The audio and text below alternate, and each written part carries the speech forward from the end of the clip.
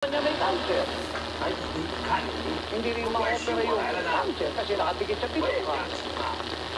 Kaya hindi rin maibalik agad yung bitukan niya. Kaya nung kumatay sa akin, nabubuhol yung ganito ni nanay kasi nga yung bitukan niya nakalitaw at may cancer.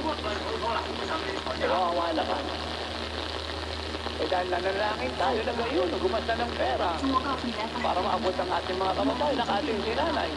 Eh naman ang kasi buong Pilipinas, ang buong mundo na nanood ng anniversary natin ng oras ng imunay.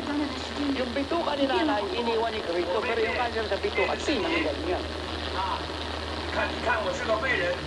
Yung taga-Bulacan, taga-Clarity, yung lalaki.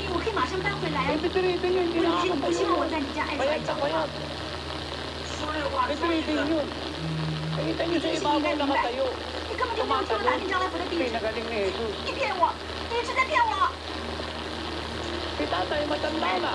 Eh, taas-taas po nung mataas pa rito yung arenta ko rito mo, mataas pa dyan. Yung pinakatumpok noon, yung geriatrician, inakyat niya yun hanggang sa ibaba. Pinagaling nandun si tatay. Hindi lang yun. Si nanay. Galing na Surigao.